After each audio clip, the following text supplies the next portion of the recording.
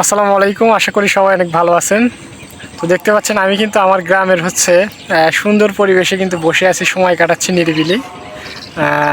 তো আজকে যে বিষয়টা আপনাদের সাথে শেয়ার করতে আসলাম সেটা হচ্ছে যে আপনি যে কোনো কাজ কিংবা যে কোনো কিছু আপনি পাইতে চাচ্ছেন কিংবা সেটা পাচ্ছেন না, এর মূল কারণ কি?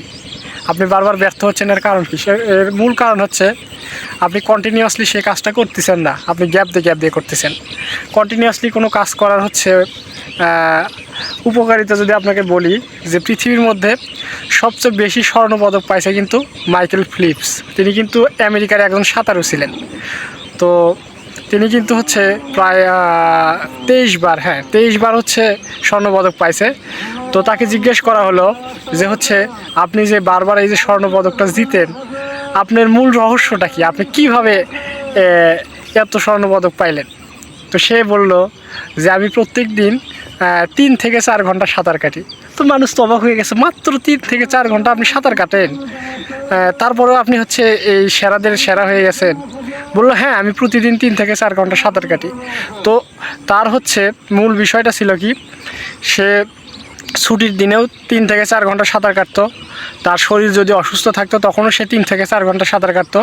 যদি তার ধর্মীয় কোনো উৎসব থাকতো তখনও কিন্তু সে 3 থেকে 4 ঘন্টা সাঁতার কাটতো। তার মানে এমন একটা দিন নাই যে তার সাঁতার কাটা বা প্র্যাকটিস করা মিস আছে। তার মানে কোনো কাজ যদি আপনি কন্টিনিউয়াসলি করেন, কম হোক বেশি হোক, সময় কম নিয়ে হোক বা বেশি নিয়ে হোক, যদি রেগুলারিটি ধরে রাখতে পারেন তাহলে সেই কাজে কিন্তু আপনি সাফল্য পাবেন বা সফলতা অর্জন করতে পারবেন। তার মানে আপনি যে কোনো কাজ করতে যান না কেন, আপনার কন্টিনিউয়াসলি সেই কাজটা করে যেতেই হবে, বারবার এফোর্ট দিতে হবে সেই কাজে রেগুলার, তাহলে আপনি সেই কাজে সফল হতে পারবেন। অনেকেই কিন্তু আমরা ইংলিশে দক্ষ হতে চাই, কিংবা আমরা ম্যাথমেটিক্সে দক্ষ হতে চাই, কিংবা আমরা চাকরির পড়াশোনায় বারবার ব্যর্থ হই। এর কারণ কি? আমরা কন্টিনিউয়াসলি সেই কাজটা ধরে রাখতে পারি না। আপনি যেটাই করেন না কেন, আপনি রেগুলারিটি ধরে থাকেন, তাহলে আপনি একটা না একটা সময় গিয়ে সফলতা অর্জন করবেন। এই রেগুলারিটি ধরে থাকার কারণে আপনি সেটা যদি কম সময় ধরেও করেন কিন্তু রেগুলারলি করেন তাহলে কিন্তু সেই কাজে সফল হওয়ার চান্স কিন্তু আপনার 1000 গুণে বেড়ে যায়। ঠিক আছে, চক্রবৃদ্ধি আকারে আমরা কিন্তু গণিতে শিখছি না চক্রবৃদ্ধি মুনাফা।